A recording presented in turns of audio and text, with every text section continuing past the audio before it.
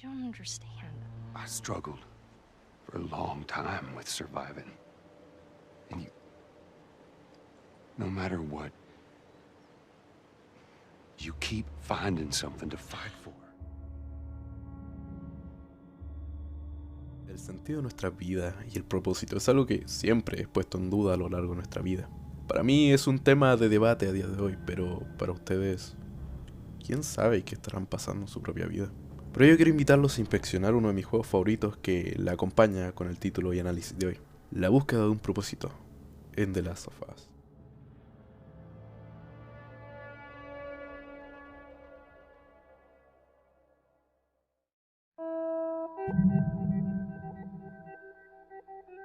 A lo largo del juego nuestro viaje se ve impregnado de cuestiones que penetran en nuestra conciencia. La muerte, la vida, la lealtad, la traición y el propósito que damos a nuestra existencia. Durante el juego gran parte de la historia narra cómo Joel se encontraba perdido tras la muerte de su hija Sarah, cómo perdió la esperanza en las cosas que el mundo le arrebató. Estuvo más de 20 años sumido en una depresión, matando, torturando y lamentándose por aquella noche en la que lo perdió todo por no haber sido, según su perspectiva, un buen padre y no haberla protegido. Todo esto lo llevó a perder su propósito, ya que desde una edad temprana la personalidad de Joel estaba moldeada para ser un padre o cuidador. Desde joven tuvo que encargarse de su hermano debido al entorno familiar complicado que suponemos vivió. Posteriormente tuvo que cuidar de una hija no planificada, lo que le impidió ir a la universidad y seguir su sueño de ser un músico. A pesar de todo esto, Joel no se queja de esas responsabilidades, como lo es cuidar una hija o cuidar un hermano, ya que a pesar de ser reservado tiende a aferrarse a esos lazos y conexiones que establece con personas que logran entrar en su corazón. Teniendo esto en cuenta, se entiende por qué Joel se perdió en sí mismo. Su hija murió, tuvo conflictos con su hermano y el mundo que alguna vez consideró hermoso, su zona de confort, ya no existía. Pasó de grupo en grupo con tal de sobrevivir, ya que no encontraba propósito ni refugio en ninguna persona o cosa. Simplemente vivir por vivir. Dicho esto, ya tenemos la superficie de lo que Joel es y cómo asimiló todo lo que vivió antes y después del prólogo. En el juego, antes del capítulo 1, lo más cercano a un lazo genuino era Tess, por quien sentía preocupación a pesar de ser socios, ya que encontraba refugio en ella al ser más o menos similares y apoyarse mutuamente. A pesar de que no son precisamente cercanos como nosotros lo seríamos con alguien, se nota que comparten un cierto grado de compañerismo y cariño mutuo. El problema aquí es que Joel se encierra en las conexiones humanas que puede llegar a entablar y Tess entiende esto mismo. Por eso su comunicación no nace de palabras sino de entendimiento, de gestos que demuestran lealtad a pesar de las condiciones y elecciones que el mundo los obliga a tomar. Cosa que Tess, aunque es similar a Joel en ciertos aspectos, no se encierra en lo que podría llegar a pasar. Ella siente miedo, se cuestiona su vida y las decisiones que toma, pero eso la hace ser temeraria ante estas inseguridades y las acepta. Sabe por qué es así. Le gustaría que las cosas fueran diferentes y anhela tener una mejor vida. Joel por su parte, no. Él evita tener que llegar a esos conflictos porque se niega a afrontar la verdad de los hechos, se niega a mostrarse vulnerable, porque sabe que vive en un entorno en el que todo podría desmoronarse, tarde o temprano, y prefiere ahorrarse las molestias, lo que lo lleva a caer en el nihilismo, la negación de que la vida tiene un propósito al ver únicamente la desesperación de un mundo en agonía. Si todo al final lo perderé, ¿qué sentido tiene seguir viviendo? Una vez que comprendes que tu vida no tiene un rumbo, no le encuentras sentido a seguir viviendo. Pero quitarse la vida no es fácil. Joel desde su experiencia ha dicho que ha intentado acabar con su vida por lo menos más de una vez, pero que al intentar jalar el gatillo, te entra un pánico que no te permite callar lo que sientes. Ahí te das cuenta que Joel no quiere morir, pero tampoco quiere vivir en aquel mundo que solo le recuerda lo que perdió. Por ello el único consuelo que encuentra es a través de Tess y el desahogamiento que gana al combatir con gente inmoral. Aunque no sea algo que por su naturaleza le guste hacer, logra desquitarse un poco de lo que lleva consigo. Posteriormente, al llegar al Capitolio, Tess se sacrifica al mostrar que está infectada y los soldados de Fedra llegarán en cuestión de segundos. Tess sabe que no le queda mucho tiempo, en su cabeza solo se arrepiente de no haber hecho distintas las cosas, de no haberse abierto con Joel, de no haber sido una mejor persona, de no haber encontrado un propósito más allá de vivir por sí misma. Ella encontraba esperanza en que Ellie podría traerle esa vida que anhelaba tener, pero las cosas no se dieron y solo le pide a Joel que busque a las luciérnagas, a pesar de que sabe de que no le gustaría la idea a él. Lo hace porque quiere transmitirle la esperanza de una vida mejor a Joel, la esperanza de entregarle una mejor vida a alguien que también estaba roto por dentro. Aquí Joel vuelve a quedarse sin un propósito más allá de llevar a Ellie donde las luciérnagas, por una recompensa que sabe que no le traerá satisfacción, no solo porque Tess ya no está con él, sino porque está manchada con su propia sangre. Es por todo esto que la escena es tan amarga como emotiva. Ambos, sin decir mucho, saben lo que comunica el otro. Tess quiere que Joel sobreviva y tenga lo que ella no pudo conseguir, y Joel no quiere perder a Tess. Él mismo se delata con sus propias acciones. Quiere protegerla a pesar de que está condenada de igual forma por el virus, a pesar de que él podría morir. Joel se vuelve consciente de que inconscientemente se había encariñado con Tess. Es por eso que le dice a Ellie que se calle y posteriormente no diga nada sobre lo que sucedió, porque le pesa la muerte de ella, y ante esto solo decide reservarse, porque solo evitando los hechos puede vivir. Sabe que si cuestiona aquellas cosas no le quedará nada más que la promesa que le hizo a Tess.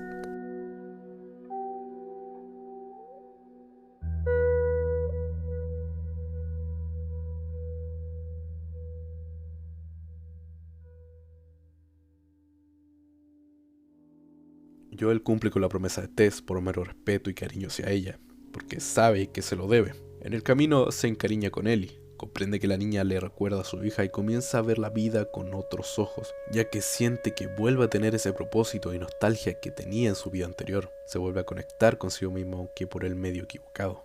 Ya en el capítulo final, Marlene le comentaba a Joel que Ellie moriría debido al tratamiento que los doctores realizarían para desarrollar una cura. Joel ahí entra en desesperación por miedo a volver al mismo hoyo, por temor a que el mundo le quite injustamente lo que tanto ama, otra vez. En este momento, si Ellie muere, también lo hará Joel. Por ello lucha y se enfrenta a las luciérnagas y al mundo mismo para salvar lo último de cordura que le queda, a costa de miles de vidas y de algo mucho más importante, algo de lo que al final no se da cuenta: el propósito de Ellie.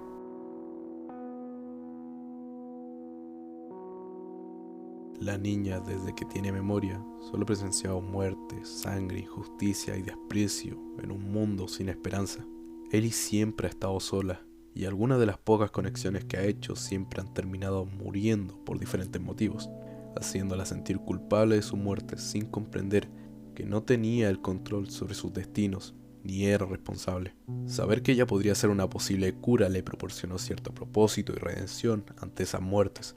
Sentía que si podía entregar algo que beneficiara al mundo, podría remediar y dar sentido a esas muertes innecesarias que presenció. Pero al final, Joel se la lleva y le miente, diciéndole que no era especial, que había más personas como ella, quitándole así su propósito y devolviéndole esa carga en su conciencia. Ellie aún no puede creerlo, le pide que confirme si es verdad, obteniendo una mentira que, a pesar de no encajar, acepta, ya que aún tiene un propósito secundario: vivir tranquilamente con Joel. Es por eso que en la segunda entrega Ellie se enfrenta a la verdad con enojo y angustia, sintiendo que podría haber hecho más, pero le quitaron ese poder, y todo debido a Joel, quien funcionaba como punto de apoyo y guía, y como un propósito más allá de eso.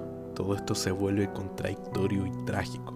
Pierdes tu propósito, la herramienta que podría traerte paz ante el caótico mundo que vives, y ni más ni menos por alguien que le da también sentido a tu vida, que te hace sentir protegida. Ellie no sabe cómo reaccionar ante tales cosas, en parte porque nació en un entorno militar y sin una figura que la guíe ante tales cosas. Cuando habla con Joel, ella entiende que no lo puede perdonar, porque le quitó algo tan importante que le duele, pero él no se arrepiente de ello, porque sabe que no hubiera hecho otra cosa, y ella lo comprende en parte por lo que significa Joel para él, y lo que Ellie significa para ella. Son sentimientos muy complicados de tratar. No es un tema fácil para los personajes ni para nosotros, porque dime, espectador, ¿qué habrías hecho tú? ¿Qué hubieran hecho ustedes? Las relaciones y sentimientos que tenemos con ellas son complicadas cuando chocan con nuestro sentido de existir, pero a veces simplemente no importa. Ellie quiere a Joel, y a pesar de que siente rabia por las mentiras y la imprudencia de este mismo, se atreve a tratar de perdonarlo.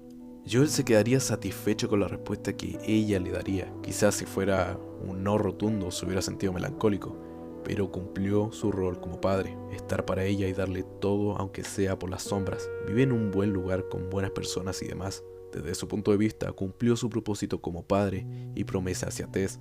Ya no siente tanta culpa por las acciones del pasado. Si bien Joel Miller cometió barbaridades durante su vida, obtuvo paz mental al saber que por primera vez después de mucho tiempo, el mundo lo recompensa con lo que para él es vivir. Lamentablemente la paz mental no es algo que se obtiene, no es algo tangible que puedes guardar. Es algo que se gana y que debes trabajar constantemente. En el capítulo de Jackson, en la parte 2, Joel es emboscado y termina siendo torturado a los ojos de su hija adoptiva. Lo que puede ser una muerte chocante, a lo mejor innecesaria en el punto de la historia, pero narrativamente te otorga algo que si analizas puedes ver que es adecuado.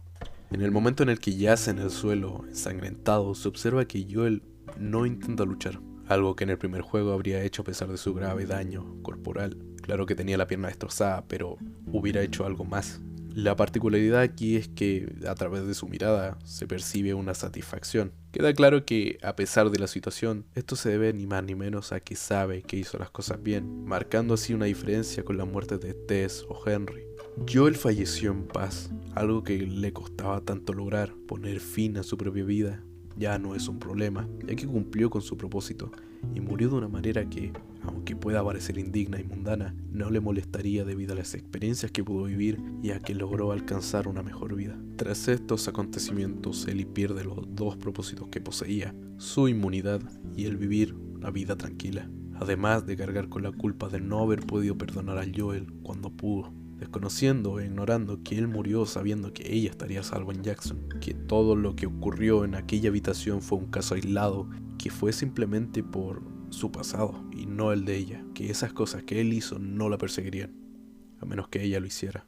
Posterior a esto, ella empieza su fase de duelo. Ese duelo la transforma en odio y sed de venganza, porque carece de cualquier propósito y su mente está nublada por la agonía.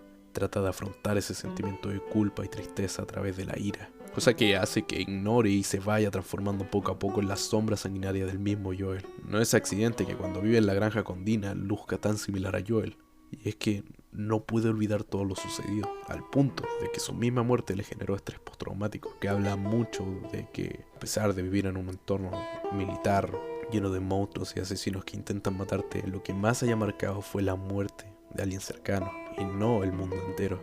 Viendo estos aspectos, Abby cumple un rol de espejo en Ellie. Ambas al final terminan volviéndose un reflejo del otro. Cuando logra encontrar a Abby en su pelea final, es que decide dejarla con vida, porque sabe que si la mata volverá a perder su propósito, y estará en la misma situación o peor.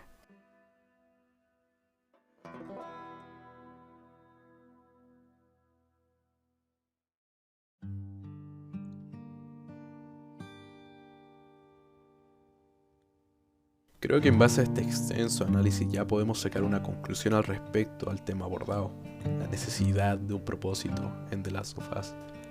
Durante toda la trama se toca el tema de la búsqueda de algo que dé sentido a tu vida, como carecer de uno puede llevarte a perder o llegar a cometer errores perjudiciales para ti mismo o tus cercanos.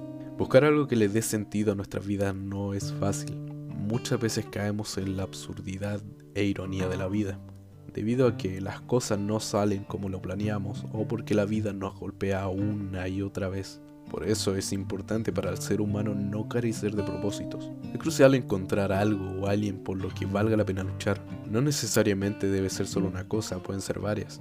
Esto es para no centrar tu vida en una única cosa y no perderse como Joel y Ellie. El problema con ellos dos fue cegarse por el vacío que conlleva la depresión. El no lidiar con lo que sufrimos nos provoca un malestar tan grande que nos hace perdernos y perder el juicio sobre nuestro entorno.